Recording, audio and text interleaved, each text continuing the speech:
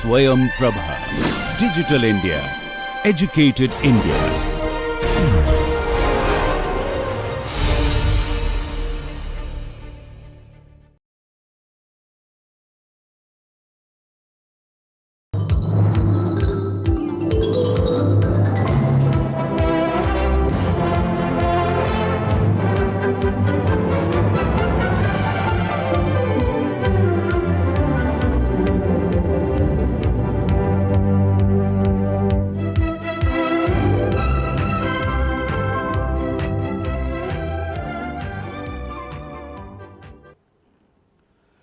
To continue with the narration of longitudinal thinking, I need to get back to what was termed as the medicine wheel, and you took a look at it. The significance of this is to show the value of circular thinking and to establish a simple proposition with you. And the proposition is, when you have the north and the south, east and the south and the west indicators with their characteristics, which you find here reproduced. North standing for wisdom, integration, sharing of ideas and views. East standing for anticipation, direction, vision and expanded perspective. And south standing for curiosity and innocence. West stands for conviction and self assurance. And north stands for integration, wisdom and sharing of ideas and views, coming back to the integration. So, the cycle is complete. In fact, as I shared with you, the entire cyclical effort can begin at any point, but conventionally it is supposed to begin here. Now, there are fillers between the beginning marked here and the subsequent stages. The fillers are new vision ideas, action and implementation. This links between east and south, that is between anticipation and curiosity. Then there is accept responsibility, how will it be done? A curiosity moves on to conviction, and conviction leads to making new ideas leadership, which results in wisdom, integration, sharing of new ideas, and the inner process of renewal continue cycling the wheel. Now, this is the medicine wheel, the therapeutic wheel. Cohen has established this about a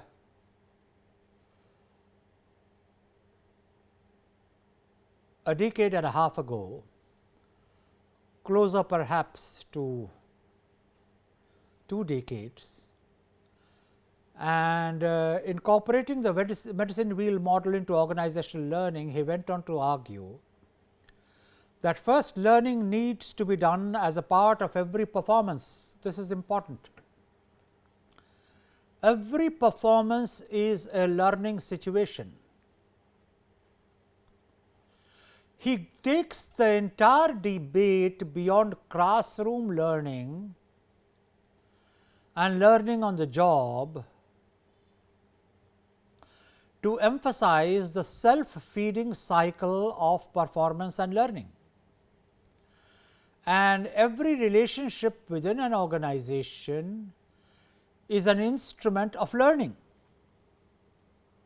Why every relationship within an organization? Every relationship outside an organization would be an instrument of learning. Any relationship anywhere would be an instrument of learning. We not only learn from each other, we learn from the experience of interacting. Because we all realize that every individual is a unique individual. Every individual has his own unique responses, and within that response mechanism, he happens to have certain unique features which cause some learning to the person with whom he is interacting. The second is we need to move from a linear view of learning to one that is circular or spiral, and this has been explained as stated earlier. Third, movement from cross sectional to longitudinal thinking. This is a very powerful transition which Cohen advocates.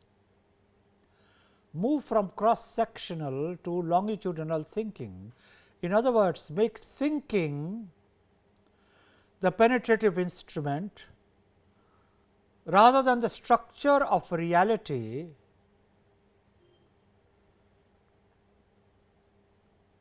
being the framework of reference. Learning can occur on many levels and in different directions.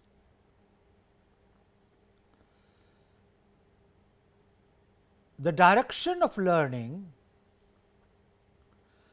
need not necessarily be in sync with the intended direction, because learning has its own logic and not very often programmable. Fourth, our view of learning also needs to change from one that is compartmental to one that is integrative. This is very important.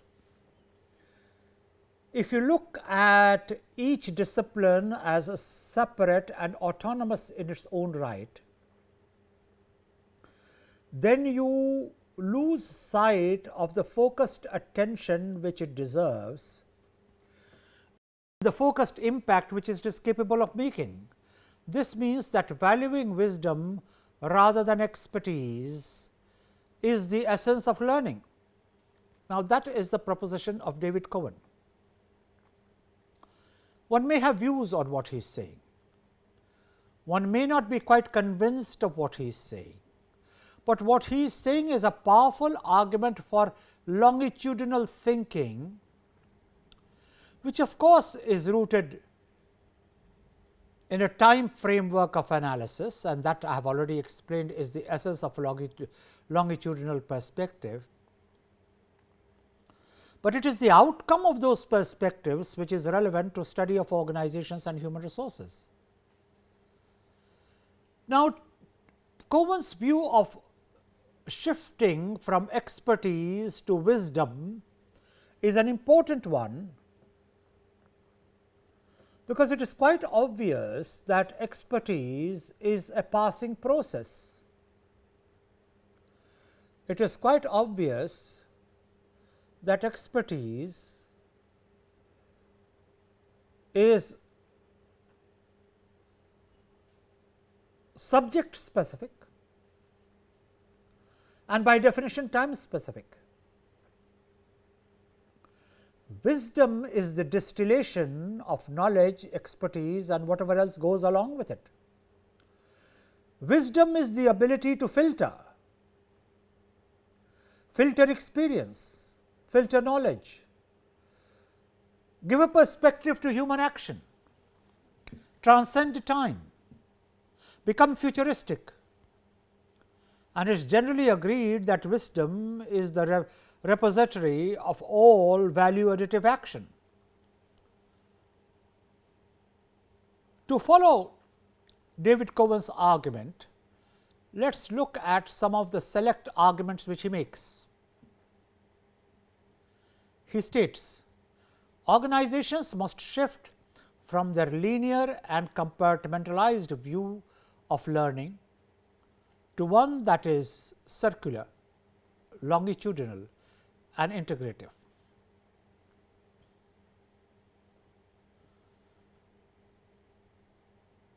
It has not a one-to-one relationship with learning. All organizations have a propensity to go in for compartmentalization, which inevitably can and does lead to turf wars, marketing versus production, production versus human resources versus finance, and it has no track record of doing any good to organizational functioning. Therefore, this is a major shift in paradigm, where solutions of a lot of interdepartmental conflicts, it can be argued, are rooted in the thinking process of the organization. And if the thinking process of the organization is longitudinal, then it all gels together. Learning should be valuing wisdom rather than expertise, because expertise always operates within a narrow scope, and we have discussed that, and is only useful when one knows the context, whereas wisdom becomes more important when operating in uncertain contexts. Now, it is this uncertainty of the context which puts premium on longitudinal thinking. If the defining condition of the modern times is turbulence, then perhaps the answer lies in longitudinal thinking, where you derive a sense of direction for future action with the distillation of the experience of the past, but not limited to it. Structuring that experience, running it through a filter to distill the Badal elements to get the positive contents and project it with an anticipation of future situations. Obviously, David Cohen does not say all this, but no one author is the last word in a thought. I am trying to build upon what he has said and trying to apply it to organizational theory, some of which I have written on and is available in my book Organization Development Systems, which has a chapter on longitudinal thinking. According to Kaufman and Singe, we need action, but only when it comes from reflections that combines cognition, the body, the emotion and the spirit. Personally, I am a great protagonist of managerial action rooted in integration of all the components of human personality, which means obviously the body, the emotion, the intellect and the spirit. Kaufman and Singe have their thought, as captured from their writings in 1993, in the right direction, but somewhere they seem to have missed the value of intellect, a strange omission, but it does not take away from the basic credit which they deserve in establishing an integrated framework of managerial action covering body, emotion and spirit. And finally, the scope of expertise is becoming too narrow to operate effectively in rapid changing world. To repeat, the scope of expertise is becoming too narrow to operate effectively in a rapid changing world, whereas wisdom extends knowledge and helps us to choose both the means and the ends, as well as values and the game we want to play. Wisdom, therefore, is the foundation of strategy formulation, and any strategy which is not based in wisdom is bound to a sorry end. The theme, therefore, seems to be that longitudinal thinking and organizational planning require plan before planning. I will try to explain what is meant by plan before planning. Planning is the most important activity in which we engage, because the very nature of planning causes us to look forward and to consider options and goals. This statement is nothing new, but in the organizational context it acquires greater significance, because it is rooted in a very simple proposition of an objective driven situation. If the situation is objective driven, then one has to be absolutely clear that plan must follow. You can't get to the objective without planning, but the act of planning requires longitudinal thinking and reveals logical linkages. This assumption that planning requires longitudinal thinking is a very potent argument, because it puts at the center of the stage the time frame. Alas, a dimension which many management thinkers, in fact most management thinkers, have completely overlooked. The time frame is the core of longitudinal thinking, and management can't operate in frozen frames. It is not just a sequence, it is a flow, and therefore, to capture the essence of the flow,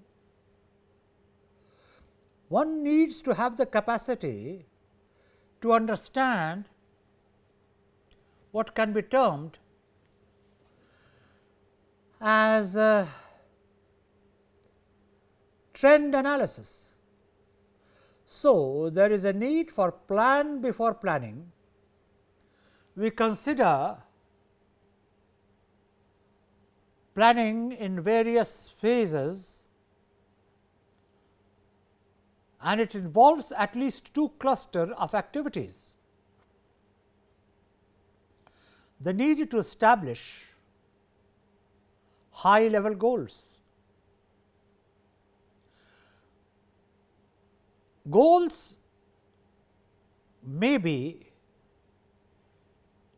understood in terms of the creation of deliverables, and interestingly,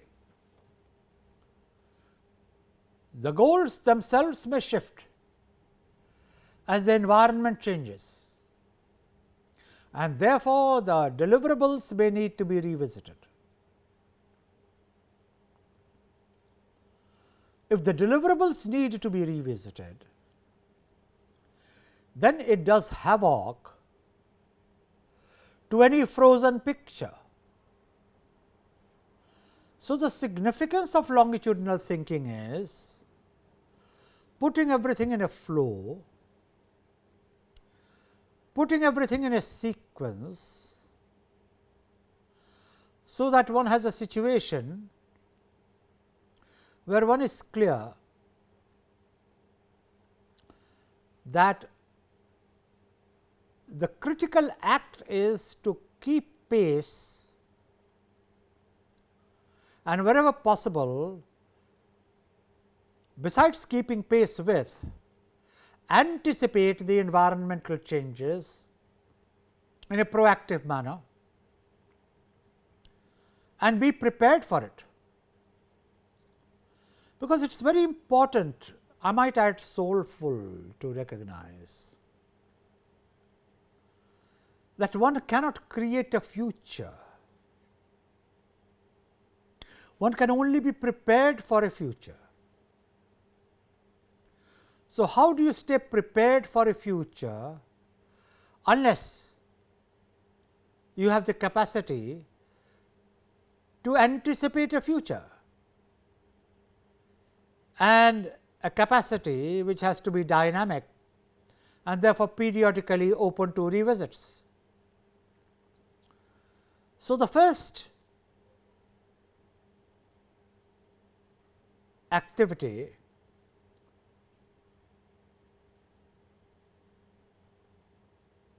which requires plan before planning is to establish the high level goal.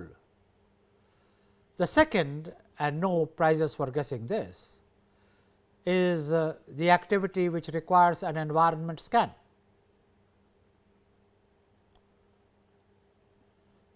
The environment must be continuously scanned for what messages it has to do for of the individual,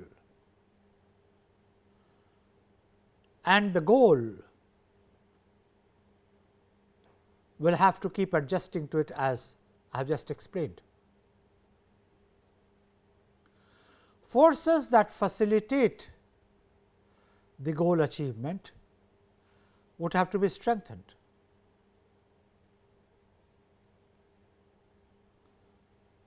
And make the resulting plan realistic.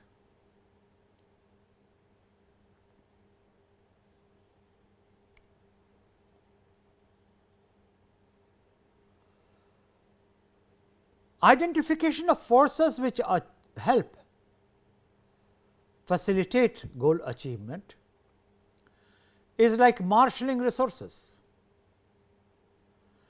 and then from the plan starts the planning which we have been talking about, and that requires a sound reality perception. For this sound reality perception, certain precursor steps may help, and let me show it to you.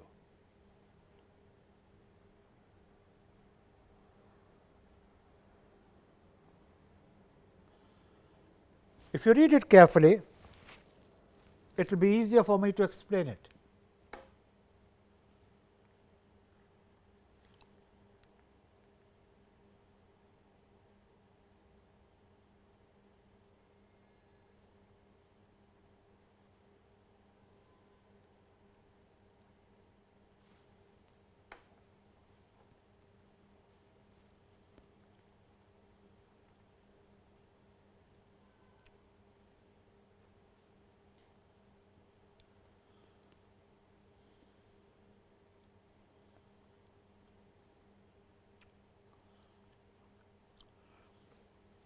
If you analyze the high level goals,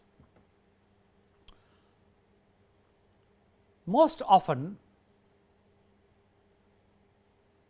you will find that this, having been done casually, has become a mishandled step. It is important not to have analysis of the high goal as a mishandled step. Therefore, convert the high level goals into operational goals, and it is this conversion process of high level goals to operational goals that make it a significant activity. High level goals become operational goals by imbuing in it specific characteristics which lead to action. Then develop strategies and tactics.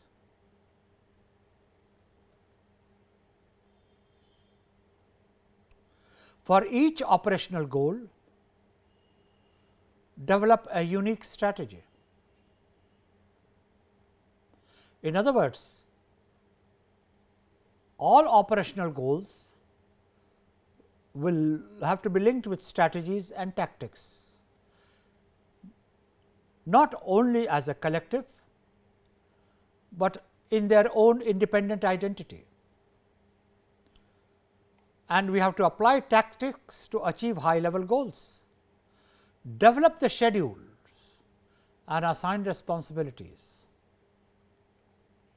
Alas, many planning processes restrict themselves to drawing up of the plan, which is why many plans do not succeed. The plans must convert themselves into schedules, and the schedules cannot be put into action unless responsibilities of each step are ascribed. Such activities in selected tactics also require ascription. The schedule for execution has to be recorded, and what is not stated here and you are supposed to recognize is that it needs to be monitored. It needs to be subjected to mid course correction if it is required, and after monitoring and mid course correction, a resource assessment has to be done to put it in a time frame, to figure out realistically whether what we are doing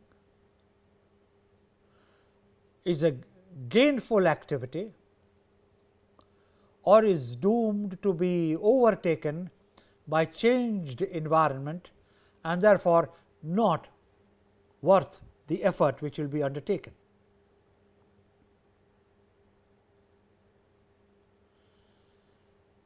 Many people have felt that longitudinal assessment as a principle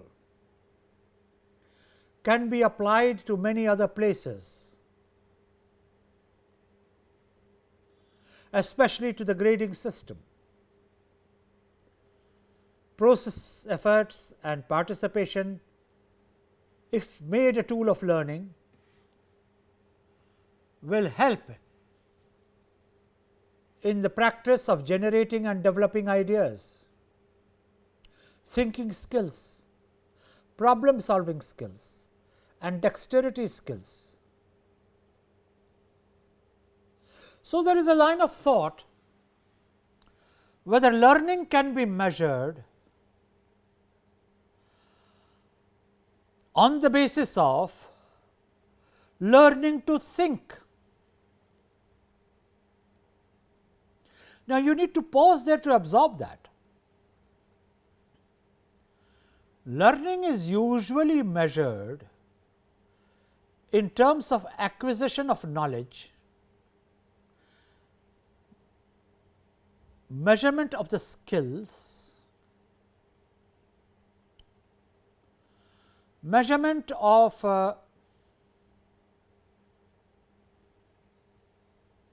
all the value addition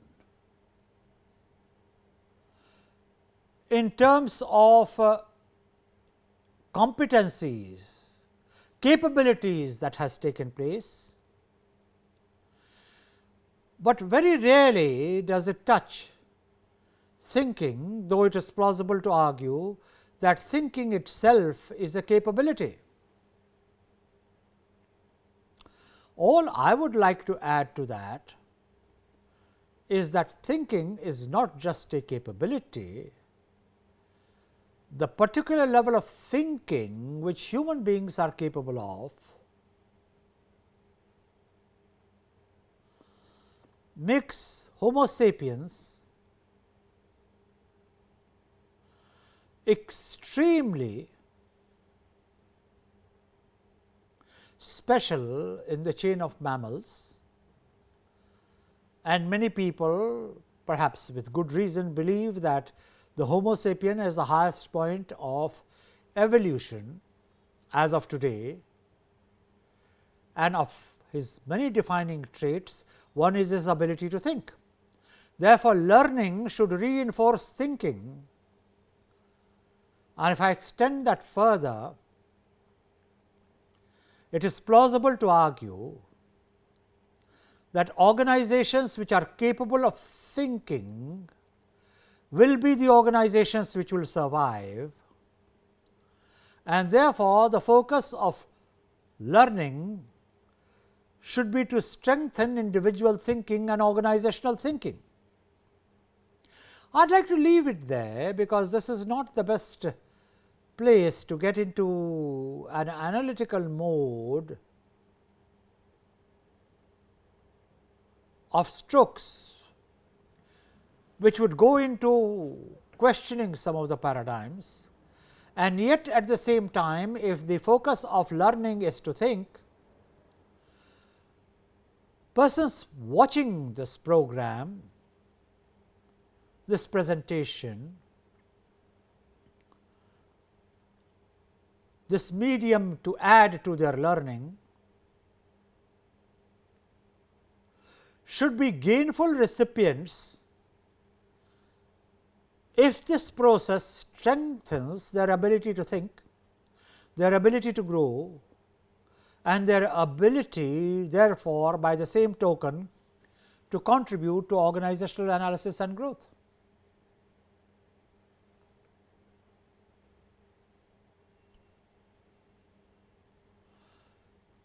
There is an importance of longitudinal observations,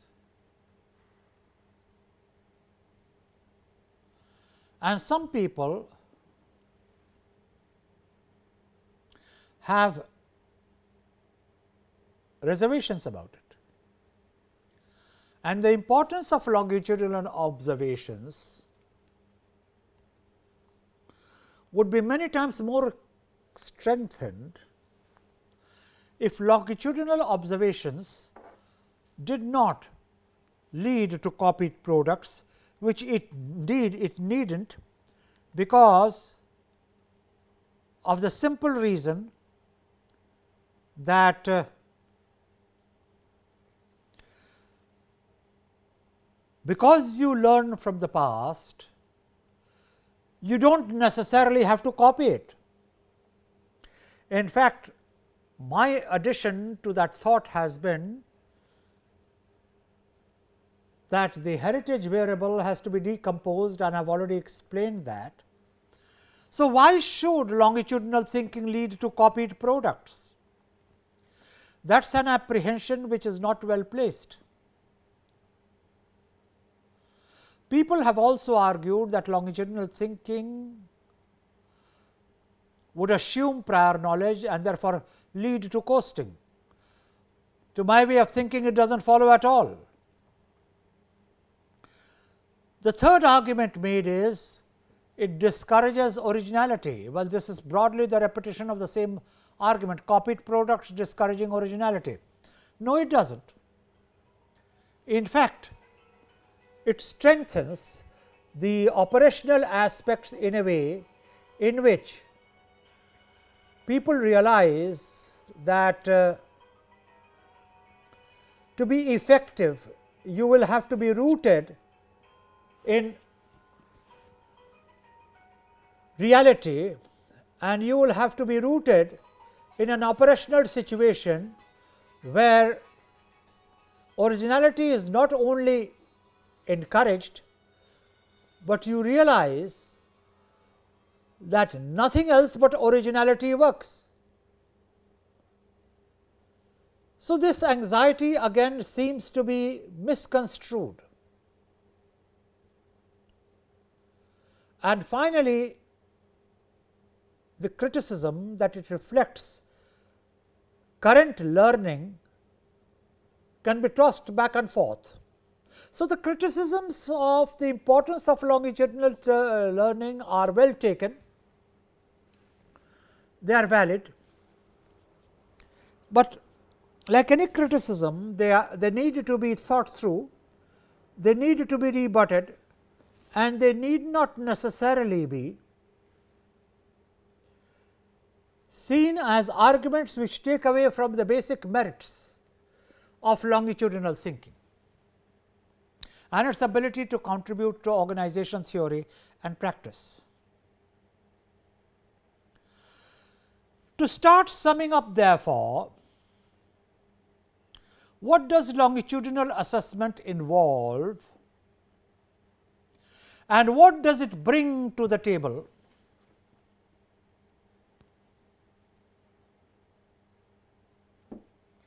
In terms of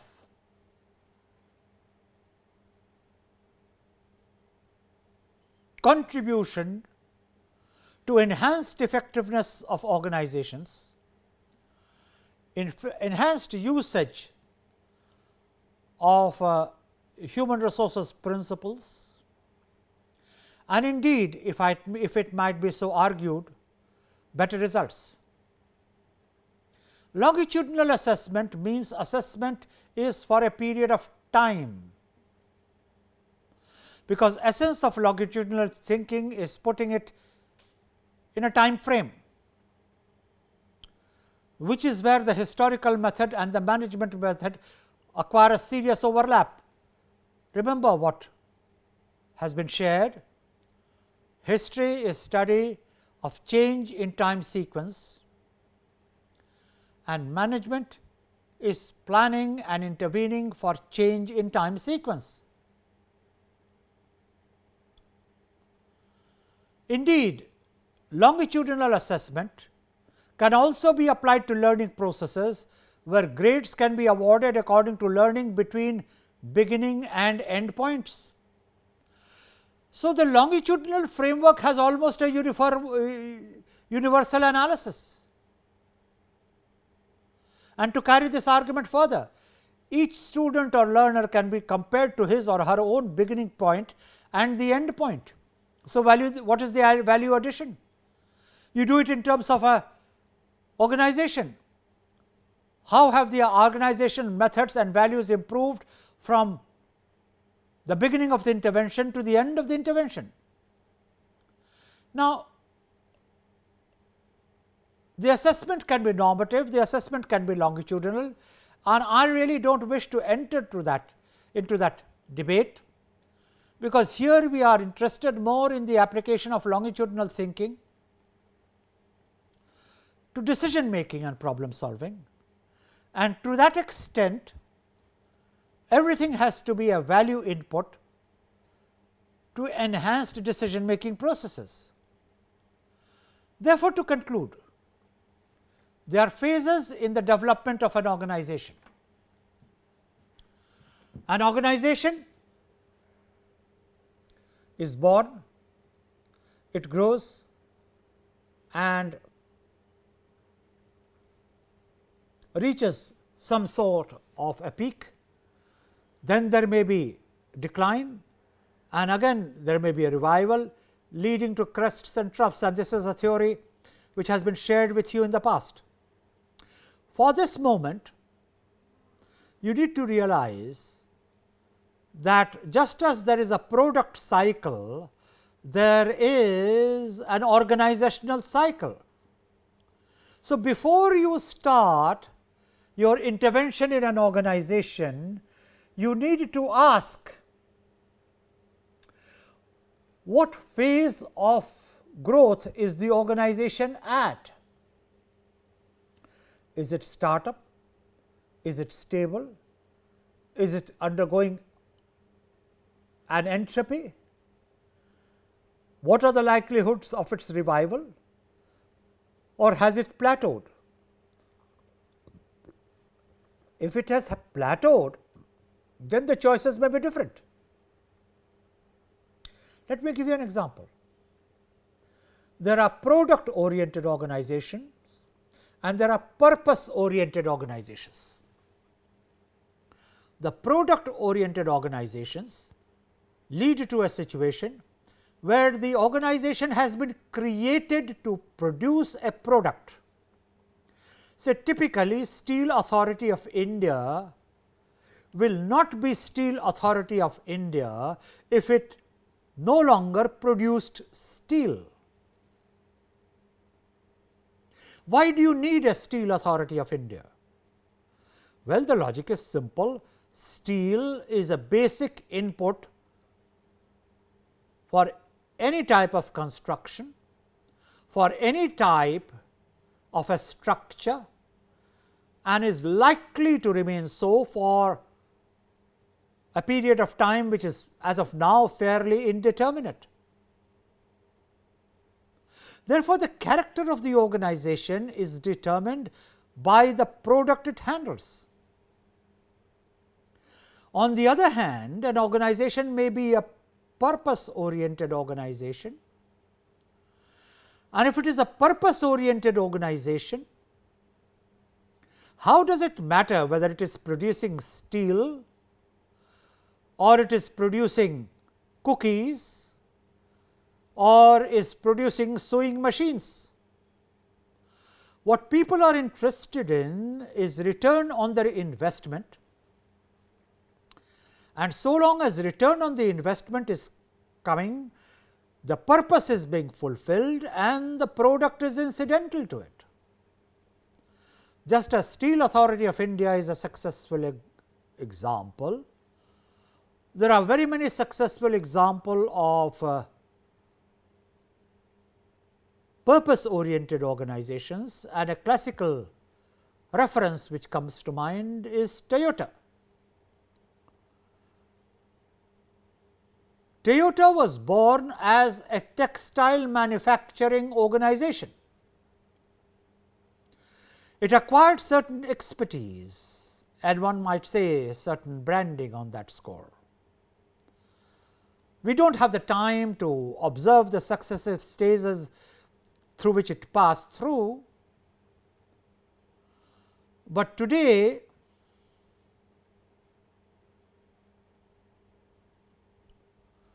Toyota is known as a car manufacturing organization, and a pretty successful one at that, which essentially means that the organization has kept in focus its purpose, and it does not matter what the product is. Hence, the application of longitudinal thinking to organizations has a twin advantage. It unscrambles the nature of the organization, it establishes its genre, its grain, its DNA, if I might say so, and therefore, from the developmental intervention choices, that choice is exercised which is most prone to keeping the character of the organization intact and yet making it development prone, and that is where longitudinal thinking helps. To put it simply, therefore, longitudinal thinking helps establish a relationship between the present and the past. And since past lives in the present and the present is the harbinger of the future, the past, present and future are segments of time which have no real significance other than understanding it in terms of the actions which need to be taken today and in terms of the values which need to be added to existence itself for better preparing for the future. Therefore, longitudinal thinking is a law of life.